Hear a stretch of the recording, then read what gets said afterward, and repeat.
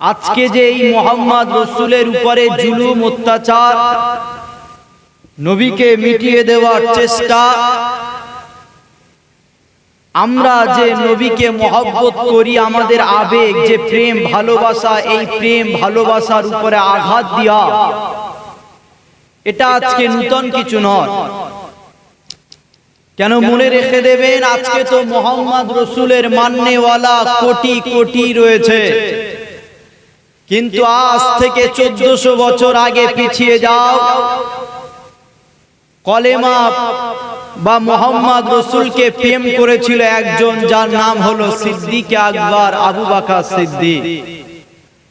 আজকে তো আমরা কোটি কোটি উম্মতিকে নবীকে রাসূল বলে, নবী বলে মেনে নিয়েছি, কিন্তু যে পিরিয়ডের কথা বলছি আজ থেকে 1400 বছর কিছু কম বেশি আগে, ওই পিরিয়ডে আমার আকা মাওলা রাসূলুল্লাহ সাল্লাল্লাহু আলাইহি ওয়াসাল্লামকে নবী বলে মেনে নেওয়ার জন্য আমার নবীকেও মেরেছিল, আর পাশাপাশি আবু বকর সিদ্দিককেও মেরে রক্তাক্ত করে কাবার পাশে বেহুশ করে দিয়েছিল। তাহলে আজ যে নবীর উপরে জুলুম, নবীকে মহব্বত করার জন্য, নবীকে প্রেম করার জন্য, নবীর নাম নিয়ে ব্যানার তৈরি করার জন্য যে মানুষের উপরে জুলুম অত্যাচার হচ্ছে, এটা নতুন কিছু নয়। এটা খবর নিয়ে দেখো, আজ থেকে 1400 বছর আগে হযরতে বেলাল হুজুরের উপরে এই জুলুম হয়েছিল। আজকে এই আই লাভ মুহাম্মদ সাল্লাল্লাহু আলাইহি ওয়াসাল্লাম এটা লেখার জন্য বা ব্যানার তৈরি করার জন্য আমাদের উপরে জুলুম হচ্ছে। খবর নিয়ে দেখো, আজ থেকে 1400 বছর আগে হযরতে বেলাল হুজুর লা ইলাহা ইল্লাল্লাহ পড়েছিল, তিনাকে মেরে রক্তাক্ত করেছিল, পিঠের কাঁচা চামড়া গুটিয়ে ঘাড়ের এখানে জড়ো হয়ে গেছে। খবর নিয়ে দেখো, আজ থেকে 1500 বছর আগে এই কলেমা পড়ার জন্য সাহাবা হুজুরদেরকে শুলে চড়ানো হয়েছিল। তাহলে মনে রাখবেন, চিন্তিত হওয়ার কোনো কারণ নয়। অনেকে ভাবছেন যে হয়তো এবারে ইসলামটা মিটে যাবে, কোরআন মিটে যাবে, আমার নবীর আদর্শ দুনিয়া থেকে মিটে যাবে, কিন্তু শুনে রেখে দাও, যুগ যুগ ধরে যারাই ইসলামের উপরে, কোরআনের উপরে, আমার নবীর উপরে জুলুম এনেছে, তারা মিটে গেছে। কোরআন আজও আছে, ইসলাম আজও আছে, মুহাম্মদ রাসূল আজও রয়েছে। জোরে বলুন। মুসলমান গণে ছেলে মেয়েরা, বারা তরুণেরা, এ নবী পাকের প্রেমিকেরা, মনে রেখে দেবেন, ইসলাম এমন একটা ধর্ম যে ধর্ম সম্পর্কে আল্লাহর কোরআন আমাদেরকে জানিয়েছে, ইন্না ইদ্দাতাশ শুহুরি ইনদাল্লাহি ইসনা আশারা শাহরান ফি কিতাবিল্লাহ। এ যুবকেরা শুনে রেখে দাও, ইসলাম এমন একটা ধর্ম যে সম্পর্কে আল্লাহর কোরআন আমাদেরকে জানিয়েছে। দুনিয়ার জমিনে হাজারো হাজারো ধর্ম রয়েছে, কখনো আল্লাহ কোনো ধর্মকে লক্ষ্য করে বলেনি এটা আমি আল্লাহ আমার পছন্দনীয় ধর্ম, এটা আমি আল্লাহ আমার মনোনীত ধর্ম। অথচ আল্লাহর কোরআন পড়ে দেখে নাও, আল্লাহ নিজে আমাদেরকে জানিয়েছে, আমার ইসলাম মাননেওয়ালারা, তোমাদের কোনো টেনশন নাই, তোমাদের কোনো চিন্তা নাই, কেননা ইসলাম এমন একটা ধর্ম, এই ধর্মকে আমি আল্লাহ নিজে পছন্দ করি, আমি আল্লাহ নিজে ভালোবাসি।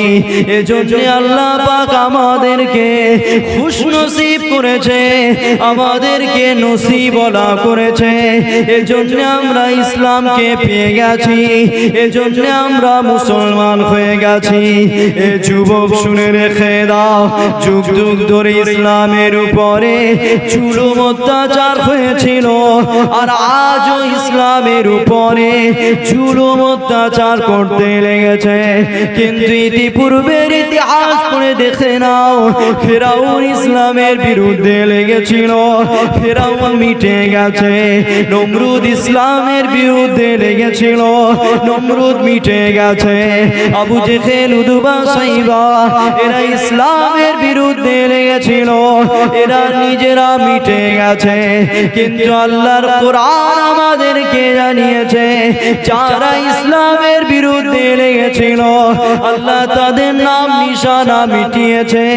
আর ইসলামকে আল্লাহ আজও তোমার আমার কাছে সম্মানের সঙ্গে বাঁচিয়ে রেখেছে। ঠিক তেমন যেমন যুগ যুগ ধরে ইসলামের উপরে জুলুম অত্যাচার হয়েছে, কিন্তু ইসলামের বিরুদ্ধে যারাই লেগেছে আল্লাহ তাদেরকে অপমান করেছে, আল্লাহ তাদের নাম নিশানা মিটিয়ে দিয়েছে।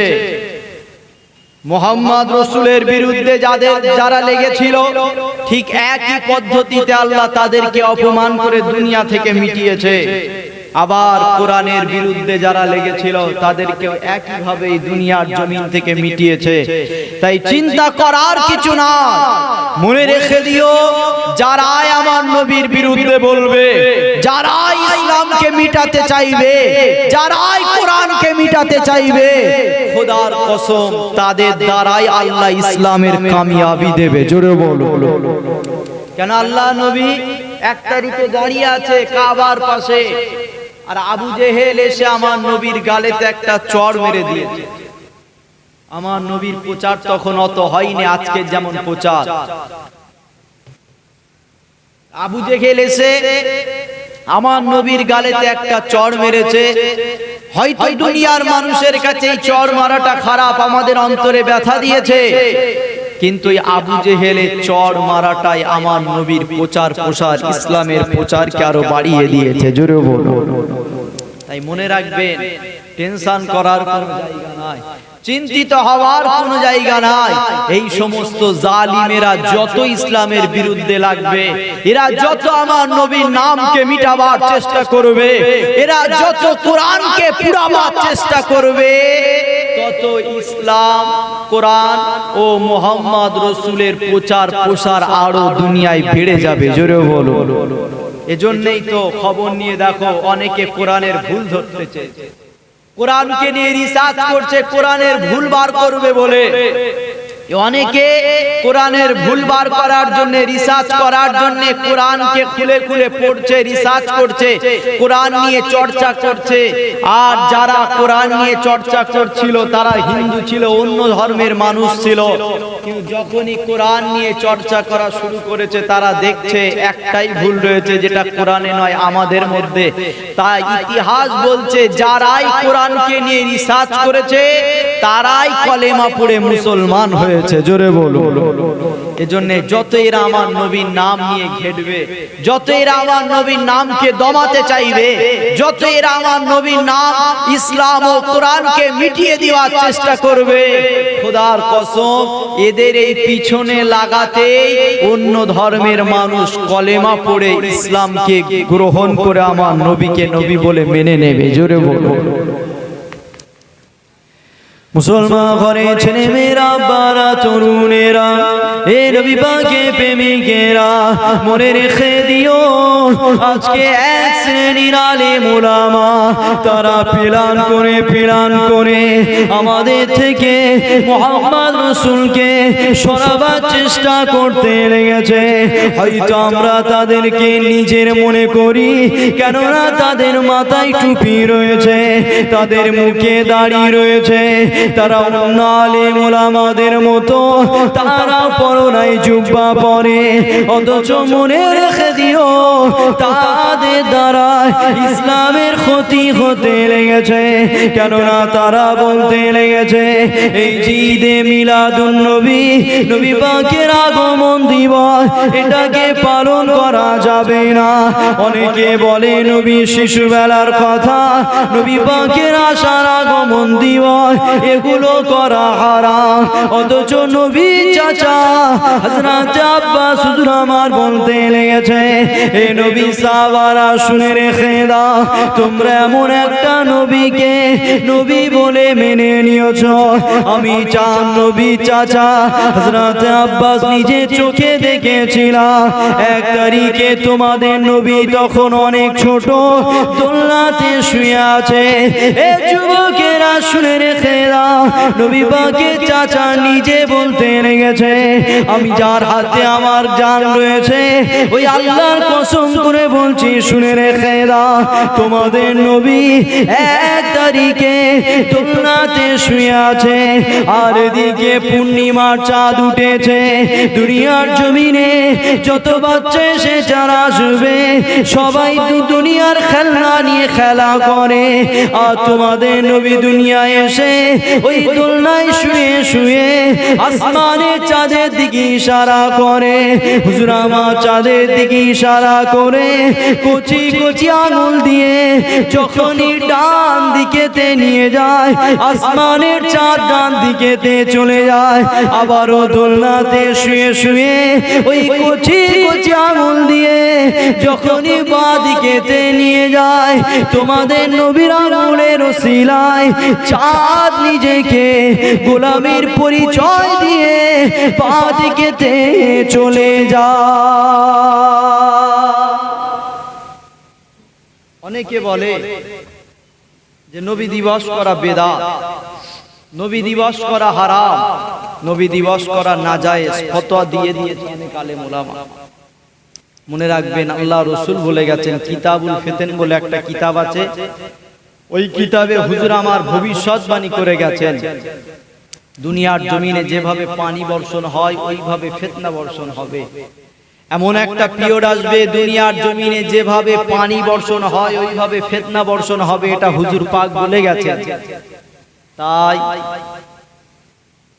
হাদিস কোরআন বলছে, নবী চলে গেছে আজ থেকে 1500 বছর হয়ে গেছে, তো হয়তো সেই পিরিয়ড চলছে, আর না হয় আগামী দিন আরো ভয়ঙ্কর পরিস্থিতি হতে লেগেছে। তাই মনে রেখে দেবেন, কে কি বলছে কে কি করছে দেখার দরকার নাই। আদম থেকে ঈসা যত নবীকে আল্লাহ পাঠিয়েছিলেন প্রত্যেকটা নবী আমার নবীর জিকির করে গেছে, জোরে বলবো। এজন্য কে নবীর বিরুদ্ধে বললো, কে নবীর পক্ষে বললো দেখার প্রয়োজন নাই। কেন, কোরআন আমাদেরকে শিখিয়েছে আল্লাহ নবী নবী করেছে, তোমরাও নবী নবী করো, জোরে বলো সুবহানাল্লাহ। অনেকে বলে নবী দিবস করা বেদাত হারাম, কিন্তু আজকে যেমন আপনাদেরকে নিয়ে আমি নবীর আলোচনা করছি, এক তারিখে নবীর চাচা হযরত আব্বাস রাদিয়াল্লাহু তাআলা আনহু তিনিও নবী সাহাবাদেরকে নিয়ে নবী পাকের শিশুবেলার আলোচনা করছে। শোনো এ নবী সাহাবারা, দুনিয়ার জমিনে যত বাচ্চা এসেছে আর আসবে প্রত্যেকের নাম দুনিয়ার বাপ দাদুরা রেখে দেয়, তোমাদের নবী দুনিয়ায় তখন আসেনি, আল্লাহ আসমানে আহমদ নাম রেখে দিয়েছে, জোরে বলো। এ নবী সাহাবারা শোনো, দুনিয়ার জমিনে যত বাচ্চা এসেছে আর আসবে প্রত্যেকটা বাচ্চা ছোটবেলায় দোলনাতে শুয়ে শুয়ে খেলনা নিয়ে খেলা করে। তোমরা এমন একটা নবীকে নবী বলে মেনে নিয়েছো, তোমরা এমন একটা নেতাকে নেতা বলে মেনে নিয়েছো। আমি আব্বাস নিজের চোখে দেখেছি, এক তারিখে তোমাদের নবী দোলনাতে শুয়ে আছে আর আসমানে চাঁদ উঠেছে, পূর্ণিমার চাঁদ উঠেছে, তোমাদের নবী ওই দোলনায় শুয়ে শুয়ে একবার ডান দিকে ইশারা করে চাঁদ ডান দিকেতে যায়, আবার বাঁ দিকেতে ইশারা করে চাঁদ বাঁ দিকেতে যায়, জোরে বলো। তোমাদের নবী ছোটবেলায় দোলনাতে শুয়ে শুয়ে আসমানে চাঁদকে নিয়ে খেলা করেছে। তাহলে এটা কি নবীর শিশুবেলার আলোচনা নয়? নবীর চাচা হযরত আব্বাস হুজুর আমার নবী পাকের সাহাবাদেরকে এইভাবে নিয়ে নবী পাকের শিশুবেলার আলোচনা। শুধু তাই নয়, যখনই প্রতি সপ্তাহে সোমবার এসে যেত, আমার নবী প্রত্যেক সপ্তাহে সোমবার আসার সাথে সাথে হুজুর আমার রোজা রাখতেন। এক তারিখে সাহাবা হুজুরা জিজ্ঞাসা করলেন, ইয়া রাসূলুল্লাহ, প্রতি সপ্তাহে যখন সোমবার এসে যায় এই সোমবারেতে আপনি কেন রোজা রাখেন? আল্লাহর নবী বলেছিলেন, সাহাবারা শোনো, এই সোমবার আল্লাহ পাক আমি মুহাম্মদ আমাকে দুনিয়ায় পাঠিয়েছিল, তা আমি মুহাম্মদ এই সোমবারে দুনিয়ার জমিনে আসায় আমি মুহাম্মদ নিজে খুশি, তাই খুশি হয়ে আল্লাহ শুকরিয়া আদায় করে প্রতি সপ্তাহে রোজা রেখে দিই, জোরে বলো। নবী দিবস, নবীর আসার খুশি, কে পালন করেছে না করেছে জানি না, আমার নবী প্রতি সপ্তাহে সোমবারে করে আমার নবীর আশার খুশি পালন করত। জোরে বলুন সুবহানাল্লাহ। মুসলমান ঘরে ছেলে মেয়েরা, বারা তরুণেরা, এ নবী পাকে প্রেমিকেরা, এই দুনিয়ার জমিনে যত নবী এসেছিল 1,00,000 মতান্তরে 2,24,000 নবী রাসূলকে আল্লাহ এই দুনিয়ার জমিনে পাঠিয়েছিল।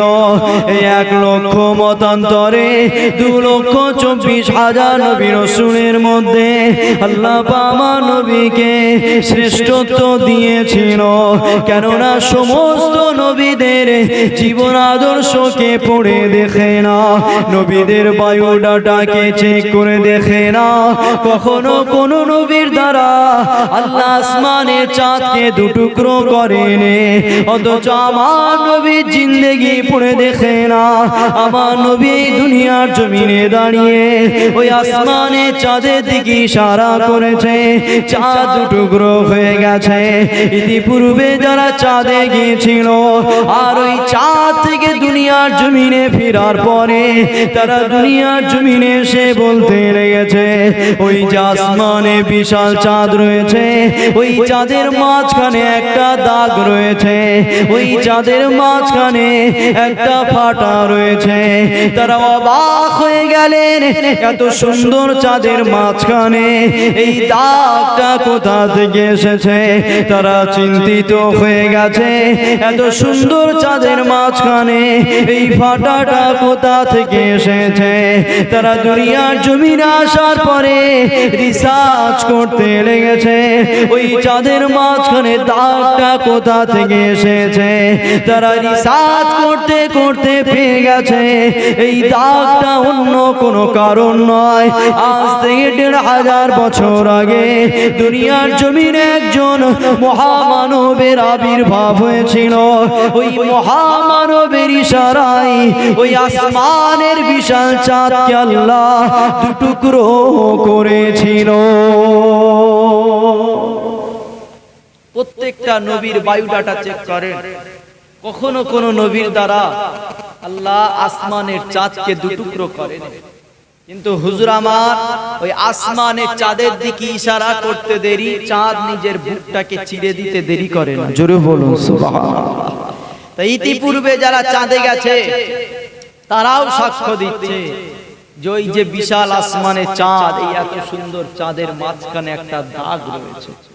তারা অবাক হয়ে গেলে, কেন আমরা ইসলামকে মানি, আমরা কোরআনকে মানি, এজন্য চাঁদের থেকেও আমাদের কাছে হুজুরে পাক সুন্দর। যারা কোরআনকে মানে না, ইসলামকে মানে না, তাদের কাছে তো চাঁদ বেশি সুন্দর। তাই চিন্তা করছে যে এত সুন্দর চাঁদের মাঝখানে দাগটা কোথা থেকে এলো, এত সুন্দর চাঁদের মাঝখানে এই ফাটাটা কোথা থেকে এলো। তারা দুনিয়ার জমিনে এসে রিসার্চ করছে, এই রিসার্চ করতে করতে পেয়ে গেছে যে আজ থেকে 1,500 বছর আগে একজন মহামানব এসেছিল, ওই মহামানবই আসমানের দিকে ইশারা করেছিল, চাঁদ দুটুকরো হয়ে গেছিল। জোরে বলো। তা আমার নবী যেই দুনিয়ার জমিনে দাঁড়িয়ে ওই আসমানের চাঁদকে দুটুকরো করেছিল, তার নজির আজও আল্লাহ চাঁদে রেখে দিয়েছে। এই জন্য চাঁদের যে মাঝখান বরাবর ওই জায়গাতে এখন একটা দাগ রয়েছে, বা ওই চাঁদের মাঝখানে আল্লাহ ফাটা রেখে দিয়েছে। জোরে বলুন সুবহানাল্লাহ।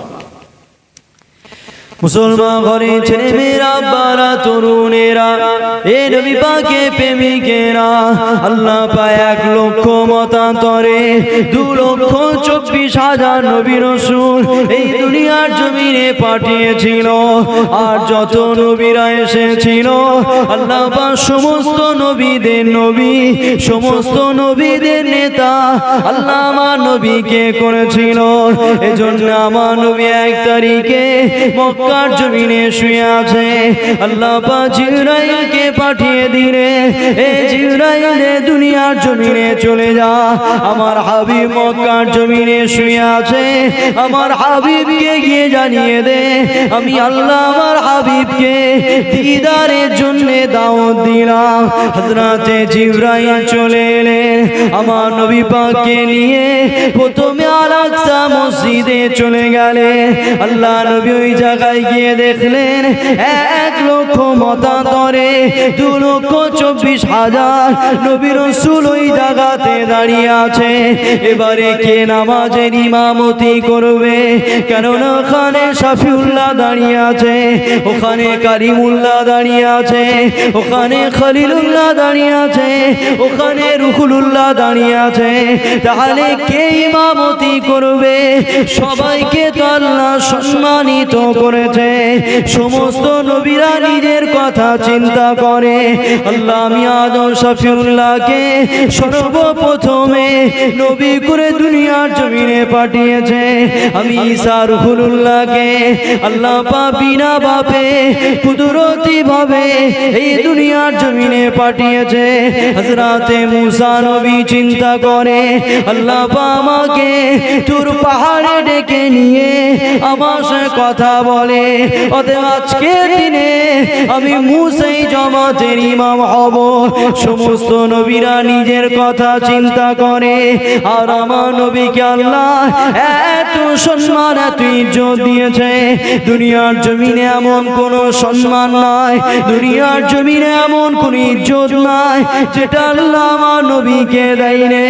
কেননা আল্লাহ আমার নবীকে তাহা বলেছে, আল্লাহ আমার নবীকে ইয়াসিন বলেছে, আল্লাহ আমার নবীকে মুজাম্মিল বলেছে, আল্লাহ আমার নবীকে মুদাসসির বলেছে, আল্লাহ আমার নবীকে সিরাজুল মুনিরা বলেছে, আল্লাহ আমার নবীকে রহমাতাল লিল আলামিন বলেছে।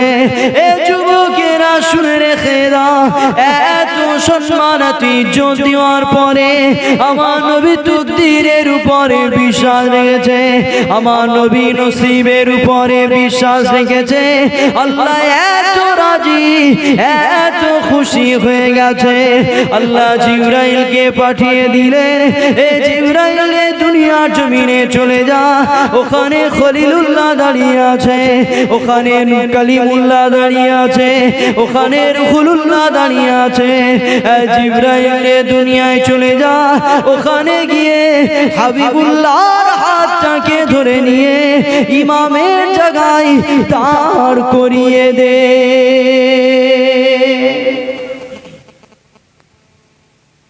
আল্লাহ দুনিয়ার জমিনে 1,00,000 মতান্তরে 2,24,000 নবী রাসূলকে পাঠিয়েছে। সাউন্ড ম্যানটা কোথায় গেল? কমিটির ছেলেরা সব কোথায় আছে? দুনিয়ার জমিনে 1,00,000 মতান্তরে 2,24,000 নবী রাসূলকে আল্লাহ পাঠিয়েছেন। এই যত নবীকে আল্লাহ পাঠিয়েছেন সমস্ত নবীদের জন্য নবী, সমস্ত নবীদের জন্য নেতা আল্লাহ আমার নবীকে করেছে। জোরে বলুন। হ্যাঁ, দুনিয়ার জমিনে মানুষ হয়তো প্ল্যান করে আমার নবীর নামকে মিটাবার চেষ্টা করছে। দুনিয়ার জমিনে আমার নবীর নাম ওপেন বলা হয়তো আস্তে আস্তে বন্ধ হয়ে যাচ্ছে, কিন্তু শুনে রেখে দাও যে নবীর বিরুদ্ধে এক শ্রেণীর জালিমেরা লেগেছে। এই নবীর সম্মান দুনিয়ার কেউ দেয়নি। এই নবী যখন দুনিয়ায় আসেনি আল্লাহ তখন আমার নবীকে সম্মান দিয়েছে। জোরে বলুন। কেন 1,00,000 মতান্তরে 2,24,000 যত নবী রাসূল এসেছে প্রত্যেকটা নবী রাসূল আমার নবীর উপরে কলেমা পড়েছে। জোরে বলুন সুবহানাল্লাহ।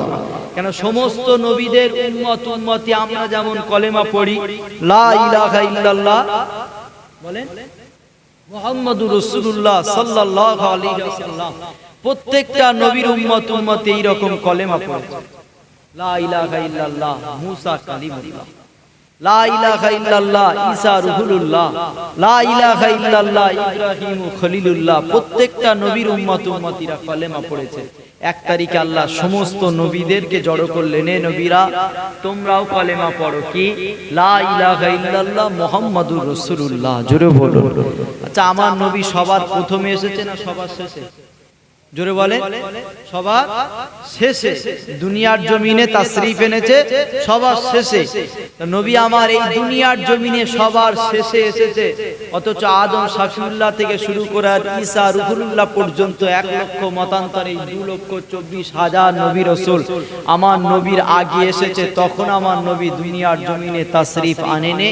এই আমার নবী দুনিয়ায় আসারও আগে সমস্ত নবীরা আমার নবীর নামের জিকির করে গেছে। জোরে বলো। তাহলে আজ থেকে 1,500 বছর আগে তো আল্লাহ আমার নবীকে পাঠিয়েছে, আর তারও আগে সমস্ত নবীদেরকে পাঠিয়েছে। সমস্ত নবীরা নবী নবী করে গেছে। আমরা নবী নবী করলে অসুবিধা আছে? নূতন করে নবীকে মিটিয়ে দেওয়ার চেষ্টা, নবীর নাম নিয়ে বিয়াদবি করার চেষ্টা। অথচ শুনে রেখে দাও, সমস্ত নবীদেরকে আল্লাহ বলেছে আমার নবীর উপরে কলেমা পড়তে। 1 তারিখে আল্লাহ আমার নবীকেও ডাকলেন, হাবিব তোমাকেও কলেমা পড়তে হবে, তোমাকেও কলেমা পড়তে হবে। আমার নবীর জন্য আল্লাহ কলেমা দিয়েছে, লা ইলাহা ইল্লাল্লাহ, নেই কোনো মাবুদ আল্লাহ ছাড়া, আনা মুহাম্মাদুর রাসূলুল্লাহ। জোরে বলুন সুবহানাল্লাহ। তাহলে আমরাও কলেমা পড়ছি, লা ইলাহা ইল্লাল্লাহ মুহাম্মাদুর রাসূলুল্লাহ। প্রত্যেকটা নবী আলাইহিমুস সালামের উম্মতি তারা কলেমা পড়েছে প্রত্যেকটা নবীর নাম নিয়ে। আর সমস্ত নবীদেরকে আল্লাহ জড়ো করে বলেছে তোমরা কলেমা পড়ো আমার হাবিবের নাম নিয়ে, অর্থাৎ লা ইলাহা ইল্লাল্লাহ মুহাম্মাদুর রাসূলুল্লাহ। কিন্তু খবর নিয়ে দেখো, আল্লাহ কখনো আমার নবীকে ডেকে বলে না হাবিব তুমি আদম শাফিউল্লাহর উপরে কলেমা পড়ো। আমার নবীকে আল্লাহ কখনো ডেকে বলে না হাবিব তুমি ঈসা রুহুল্লাহ মুসা কালিমুল্লাহর উপরে কলেমা পড়ো, কখনো আল্লাহ বলেনি। কিন্তু আল্লাহ পাক আমার নবীকে ডেকে বলছে আমার হাবিব তোমাকেও কলেমা পড়তে হবে, তুমি কলেমা পড়ো, লা ইলাহা ইল্লাল্লাহ, নেই কোনো মাবুদ আল্লাহ ছাড়া, আনা মুহাম্মাদুর রাসূলুল্লাহ, আমি হলাম মুহাম্মদ রাসূল। জোরে বলুন সুবহানাল্লাহ।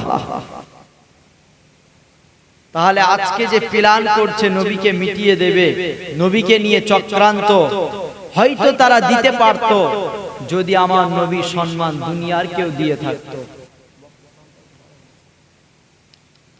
যদি নবীর সম্মান নবীর ইজ্জত দুনিয়ার কেউ দিয়ে থাকতো, তাহলে হয়তো প্ল্যান করে নবীর নাম নবীর ইজ্জতকে মিটানো যেত। কিন্তু শুনে রেখে দাও, আমার নবীর সম্মান যা কিছু বলছে, আর আল্লাহ যা কিছু বলাচ্ছে আর আগামীতেও বলাবে, এই প্রত্যেকটা সম্মান ইজ্জত আল্লাহ আমার নবীকে নিজে দিয়েছে। জোরে বলুন সুবহানাল্লাহ। মুসলমান ঘরে ছেলে মেয়েরা, বারা তরুণেরা, এ নবী পাকে প্রেমিকেরা, এজন্য 1 লক্ষ মতান্তরে 2,24,000 নবী রাসূলকে আল্লাহ পাঠিয়েছে। অথচ কোন নবীকে আল্লাহ সম্মান ইজ্জত দেয়নি যেটা আমার নবীকে দিয়েছে। কেননা আল্লাহ জিবরাইলকে পাঠিয়েছে, এ জিবরাইল রে দুনিয়ার জমিনে চলে যা, আমার হাবিবকে নিয়ে আয়, আমি আল্লাহ আমার হাবিবকে দেখব। অথচ এদিকে মুসা নবী তুর পাহাড়ে চলে গেছে আল্লাহকে দেখবে বলে।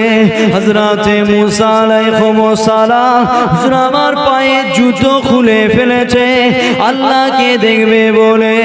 এ যুবকেরা শুনে রেখে দাও, আল্লাহ আওয়াজ দিয়ে বলে এ মুসার এটা কখনো সম্ভব নয়, কেননা এটা আমি আল্লাহ আমার হাবিবের জন্য খাস করেছি। এদিকে মুসা নবী পায়ের জুতো খুলে ফেলেছে, এদিকে মুসা নবী তুর পাহাড়ে চলে গেছে আল্লাহকে দেখবে বলে। এদিকে মুসা নবী দুআও চাইছে আল্লাহকে দেখবে বলে। আর গোটা কোরআন খুলে দেখে না, আমার নবী কখনো দোয়া চাইনি আল্লাহ আমি মুহাম্মদ আপনাকে দেখব। আমার নবী কখনো পাহাড়ে যাইনি আল্লাহ আমি মুহাম্মদ আপনাকে দেখব। আমার নবী কখনো পায়ের জুতো খুলে নে আল্লাহ আমি মুহাম্মদ আপনাকে দেখব। এ যুবকেরা শুনে রেখে দাও, এদিকে মুসা নবী আল্লাহকে দেখতে চায়। যায় আর আল্লাহ জিবরাইলকে পাঠিয়ে দিলে এই জিবরাইল দুনিয়ার জমিনে চলে যা আমার হাবিবকে নিয়ে আয় আমি আল্লাহ আমার হাবিবকে দেখতে চাই 1,00,000 মতান্তরে 2,24,000 নবীদের মধ্যে মুসা নবী একজন নবী আর আমার নবী একজন নবী কিন্তু মুসা নবী পায়ের জুতো খুলে ফেলেছে তুর পাহাড়ে চলে গেছে আল্লাহ তোমাকে দেখবো দুয়া চাইছে আল্লাহ তোমাকে দেখবো আল্লাহ উত্তর দিয়ে বলছে লান তারানি মুসা এটা কখনো সম্ভব নয় কেন এটা আমি আল্লাহ আমার হাবিবের জন্য খাস করেছি জোরে বলুন সুবহানাল্লাহ মুসা এটা আমি আল্লাহ আমার হাবিবের জন্য খাস করেছি অতএব এটা কখনো সম্ভব নয় কেন মুসা নবীকে আল্লাহ 30 দিনের জন্য আল্লাহর কুরবিয়াত আল্লাহর কাছাকাছি ডেকেছিলেন কতদিন বলেন 30 দিনের জন্য এই মুসা নবী আল্লাহর কাছাকাছি 30 দিন থাকার পরে হঠাৎ করে যখন 30 দিন হয়ে গেল মুসা নবী আল্লাহর কাছ থেকে কুরবিয়াত থেকে কাছাকাছি থেকে ফিরে চলে আসছে আল্লাহ পাক আওয়াজ দিলেন মুসা আরো 10 দিন তুমি আমার কাছাকাছি থেকে যাও জোরে বলো মুসা নবীর দিলটা খুশি হয়ে গেল আরো 10 দিন আল্লাহ কাছাকাছি থাকার পারমিশন পাওয়ার দিয়ে দিলেন এই 10 দিন যখন হয়ে গেলেন অর্থাৎ 40 দিন পুরো হয়ে গেছে এই 40 দিন হয়ে যাওয়ার পরে মুসা নবীর ভিতরে আল্লাহ দেখার খেয়াল পয়দা হয়েছে তা আল্লাহর কাছাকাছি যদি কেউ 40 দিন থাকে আল্লাহকে দেখতে মন চাইবে না চাইবে না 40 দিন যে আল্লাহর কাছাকাছি আমি কাটালাম সে আল্লাহকে দেখবো না এই খেয়াল মুসা নবীর ভিতরে পয়দা হয়ে গেছে আর এই খেয়াল পয়দা হওয়ার সাথে সাথেই মুসা নবী পায়ের জুতো খুলে দুয়া চাইছে আল্লাহ তোমায় দেখবো আল্লাহ তোমায় দেখবো আল্লাহ সঙ্গে সঙ্গে মুসা নবীকে বেহুশ করে দিলেন হুশ ফিরতেই মুসা নবী তওবা করে নিলেন যতদিন দুনিয়ায় বেঁচে ছিলেন আর কখনো আল্লাহ দেখার ইচ্ছা করেনি জোরে বলুন সুবহানাল্লাহ কেন আল্লাহ মুসা নবীকে শিক্ষা দিলেন মুসা তোমার মহব্বতে দুটো ভাগ হয়ে গেছে কটা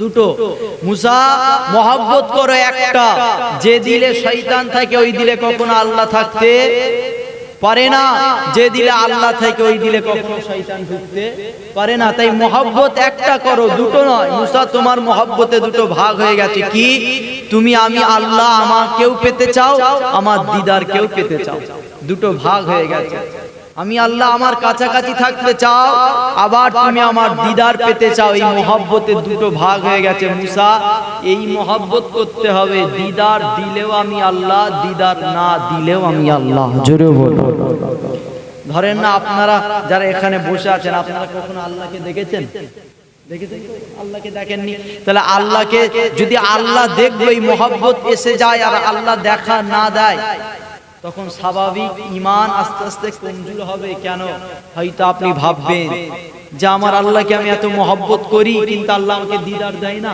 এই ভাবনা চিন্তায় আস্তে আস্তে ঈমান থেকে আপনি দূরে সরে যাবেন যে আল্লাহ হয়তো আমাকে দিদার দিতে পারবে না আল্লাহ হয়তো দেখা দিতে পারে না এই রকম নিয়ত এই রকম হালাত আপনার ভিতরে পয়দা হয়ে যাবে তাই আল্লাহ সাবধান করে দিলেন মুসা দিদার দিলেও আমি আল্লাহ না দিলেও আমি আল্লাহ জোরে বলুন সুবহানাল্লাহ এদিকে মুসা নবীর সঙ্গে এত কিছু হয়ে গেছে এত কিছু ঘটে গেছে মুসা নবী পায়ের জুতো খুলে ফেলেছে আল্লাহর কাছে দোয়া চাইছে তুর পাহাড়ে চলে গেছে মুসা নবীকে আল্লাহ বেহুশ করে দিয়েছে আবার হুশ ফিরতেই মুসা নবী তওবা করেছে কিন্তু গোটা কোরআন পড়ে দেখো এসব হওয়া তো দূরের কথা আমার আকা মাওলা রাসূলুল্লাহ সাল্লাল্লাহু আলাইহি ওয়াসাল্লাম হুজুর জানতেনই না যে আল্লাহ আমার নবীকে আল্লাহর দেখার জন্য এই নিয়ামতটা খাস করেছে জোরে বলো নবী আমার কখনো জানতেনই না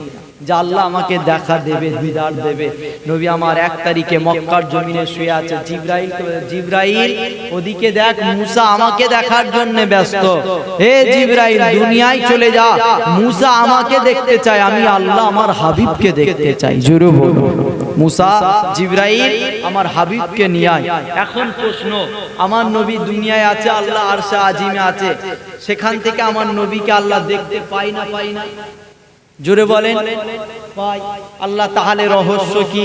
আপনি তো এই আসমান থেকে সবকিছু দেখতে পান, আবার হাবিবকে নিয়ে আয় দেখবো। আল্লাহ বলছে, এ বান্দা শোন, তোরা এই মজা বুঝবি না কেন? হাবিব তো দুনিয়ায় আছে। জিবরাইল হাবিবকে নিয়ে আয়, আমি আল্লাহ আমার হাবিবকে আও আদনার মাকামে নিয়ে দেখবো। জোরে বলো।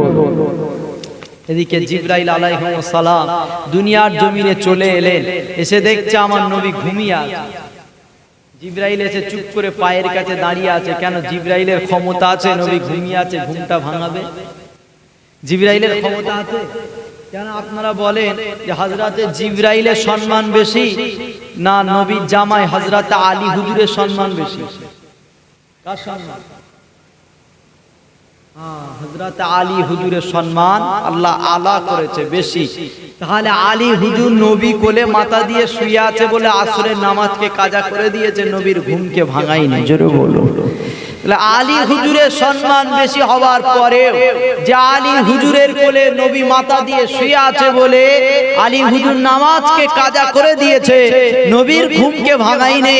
তাহলে জিবরাইলের কি ক্ষমতা আছে নবীকে ঘুম থেকে জাগাবে? এজন্য চুপ করে পায়ের কাছে দাঁড়িয়ে।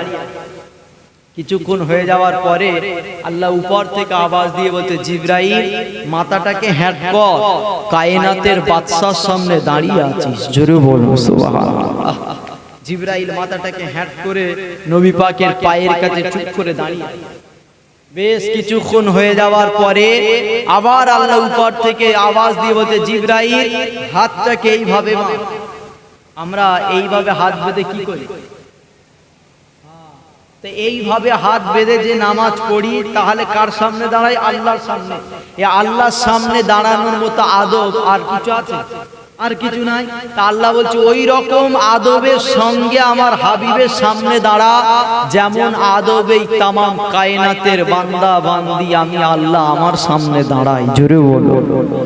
প্রথমে জিবরাইল পায়ের কাছে দাঁড়িয়ে গেছে, তাও আল্লাহ দেখছে না, এতে আমার নবীর সম্মান ইজ্জত হয়নি। জিবরাইলের মাথাটাকে আল্লাহ হ্যাট করিয়ে দিয়েছে, তাও আল্লাহ সন্তুষ্ট হয়নি। আবার জিবরাইলকে হুকুম করেছে, জিবরাইল হাতটাকে এইভাবে বাঁধ, যেভাবে দুনিয়ার মানুষ নামাজ পড়ে, অর্থাৎ আদবের সঙ্গে দাঁড়া। জিবরাইল হাতটাকে এইভাবে বেঁধে মাথাটাকে হ্যাট করে কদমের কাছে চুপ করে দাঁড়িয়ে আছে। আর নবী কি করছে? নবী ঘুমিয়ে আছে। অনেকক্ষণ হয়ে যায়, নবী ঘুম থেকে ওঠে না। জিবরাইল চুপ করে পায়ের কাছে দাঁড়িয়ে আছে। কি করবে? নবী ঘুম থেকে ওঠে না। জিবরাইল মাথাটাকে হ্যাট করে দাঁড়িয়ে আছে। বেশ অনেকক্ষণ হয়ে যাওয়ার পরে জিবরাইল এবার মাথাটাকে আকাশের দিকে তুলেছে। এই মাথাটা যখনই আকাশের দিকে তুলেছে, আল্লাহ জিবরাইলের মাথাটাকে পুরো হুজুরের কদমে করে দিয়েছে। জোরে বলুন সুবহানাল্লাহ।